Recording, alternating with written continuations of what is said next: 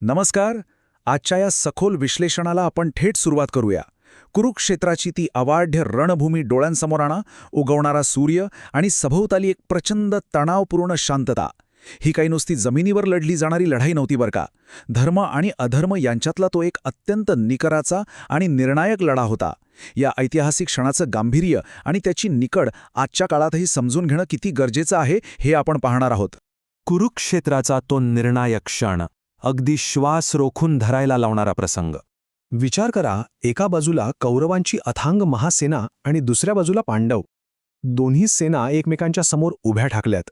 आणि या सगळ्यांच्या मध्यभागी कोण उभा आहे? जगातील सर्वश्रेष्ठ धनुर्धर. पण त्याच्या हातातलं गांडीव धनुष्य अक्षरशः थरथर कापतंय. महान योद्धा असलेल्या अर्जुनाची ती हताश विनंती आठवतीये, माझा रथ दोन्ही सैन्यांच्या मध्ये उभा करा. या एका वाक्यातून एक अतिशय स्पष्ट आणि धक्कादायक गोष्ट समोर येते. अर्जुनाच्या मनातली भीती युद्ध हारण्याची मुळीच नव्हती, तर ती भीती होती स्वतःच्याच माणसांविरुद्ध उभं राहण्याची, त्यांच्यावरच शस्त्र उगारण्याची. जगावर राज्य करू शकणारा योद्धा जेव्हा असा भावनिकरित्या कोलमडून पडतो, तेव्हा त्याच्या आत किती भयंकर युद्ध सुरू असेल याची आपण फक्त कल्पनाच करू शकतो. आणि इथेच या मूळ स्रोतातून समोर येणारा सर्वात महत्त्वाचा मुद्दा आपल्याला पाहायला मिळतो. संपूर्ण सृष्टीचा स्वामी, प्रत्यक्ष देव जेव्हा एका भक्तासाठी सारथी म्हणून नम्रपणे सेवा करायला तयार होतो ना, तेव्हा ते भक्तीचं सर्वोच्च आणि अद्भुत उदाहरण ठरतं. हे दृश्य भक्तीच्या त्या अफाट, अतुलनीय शक्तीची जाणीव करून देणार आहे. देव आणि भक्त यांचं हे नातं इथं अतिशय सुंदरपणे पण तितक्याच गंभीरपणे मांडलं गेलंय. यातूनच सुरू होतो अर्जुनाचा तो भीषण आत्मसंघर्ष. आता हे युद्ध फक्त बाहेरच्या शस्त्रांचं राहिलेलं नाही. हा आता एका अत्यंत कठीण मानसिक आणि आत्मिक द्वंद्वाचा विषय बनलाय. इथली सर्वात रंजक आणि विचार करायला लावणारी गोष्ट कोणती असेल तर ती म्हणजे भगवंतांचं मौन. सभोवताली युद्धाचा एवढा प्रचंड कोलाहल, गोंधळ सुरू असतानाही भगवान श्रीकृष्ण अत्यंत शांतपणे केवळ मंद स्मित करत होते. सुरुवातीला त्यांनी पूर्णपणे मौन पाळलं. का? कारण यातून एक अत्यंत महत्त्वाचा निष्कर्ष आपल्याला मिळतो. जीवनातल्या काही सर्वात खोल सत्यांची आणि प्रश्नांची उत्तरं केवळ शब्दांतून मिळत नाहीत, ती अनुभवाच्या रणभूमीवरच शोधावी लागतात. आता मुद्दाम या रथाची जागा कुठे निवडली गेली बघा. अगदी अशा ठिकाणी जिथून समोर उभे असलेले योद्धे नाही तर स्वतःचे जवळचे नातेवाईक दिसावेत. रथासमोर उभे असलेले पितामह भीष्म, ते केवळ सेनापती थोडेच होते, ते तर लाडकं कुटुंब होतं. गुरु द्रोणाचार्य केवळ गुरु नव्हते, तर ते आदरणीय मार्गदर्शक होते. समोर शत्रू नसून आपलीच रक्ताची माणसं आहेत हे पाहिल्यावर एका महान आणि अजिंक्य योद्ध्याचा निश्चय कसा पत्त्यांच्या बंगल्यासारखा कोलमडून पडतो हे यातून स्पष्टपणे दिसून येतं. आणि इथूनच समोर येतो तो तिसरा आणि अतिशय दाहक निष्कर्ष. कर्तव्य आणि भावना यांच्यातला हा थेट संघर्ष आहे. जेव्हा आपल्या जबाबदाऱ्या आणि आपली वैयक्तिक नाती एकमेकांसमोर उभी ठाकतात ना, तेव्हा तो प्रसंग अत्यंत वेदनादायी असतो, अगदी आतून तोडून टाकणारा असतो. अशा या सर्वव्यापी भावनिक द्वंद्वाच्या ओझ्याखाली जगातील सर्वात बलवान मनुष्यही कसा क्षणात कमकुवत होऊ शकतो हेच यातून सिद्ध होतं. पण याच वेळी दुसऱ्या बाजूला काय सुरू होतं? अहंकार आणि अंधत्व. हे दृश्य दोन अगदी टोकाच्या भिन्न मानसिक अवस्थांमधला विरोधाभास दाखवून देतं. एका बाजूला प्रेम आणि आसक्तीने पूर्णपणे गोठून गेलेलं मन आहे, तर दुसऱ्या बाजूला दुर्योधनासारखं मन आहे. असं मन जे सत्ता आणि सिंहासनाच्या लालसेने अक्षरशः आंधळ झालं होतं.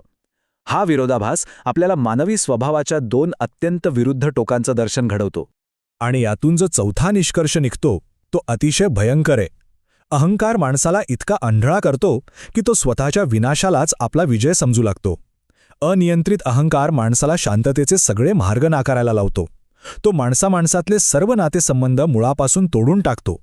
केवळ आणि केवळ सत्तेच्या मोहापायी स्वतःचाच विनाश ओढवून घेण्याची ही घातक वृत्ती या वाक्यातून अगदीच स्पष्ट होते. पण याच संभ्रमातून शेवटी ज्ञानाकडे जाणारा मार्ग कसा सापडतो ते पाहूया. कथानकाच्या या अत्यंत महत्त्वपूर्ण वळणावर, जिथून दाट नैराश्यातून खऱ्या तात्विक ज्ञानाचा जन्म होणार आहे, तिथे आपल्याला हा पाचवा निष्कर्ष पाहायला मिळतो. भगवान श्रीकृष्ण केवळ एक सारथी नव्हते, तर ते ऋषिकेश होते, म्हणजेच सर्वांच्या मनाचे, इंद्रियांचे स्वामी. जेव्हा रणभूमीवरील संभ्रमाचा आणि अज्ञानाचा अंधार अगदी शिगेला पोचतो ना, अगदी त्याच क्षणी परमात्मा त्या सनातन ज्ञानाचा प्रकाश घेऊन मार्गदर्शन करण्यासाठी पुढे येतो. तो क्षण खऱ्या अर्थाने संपूर्ण इतिहास बदलणारा ठरतो. खरं सांगायचं तर हा ऐतिहासिक प्रसंग आजच्या काळातही आपल्याला तितकाच लागू पडतो.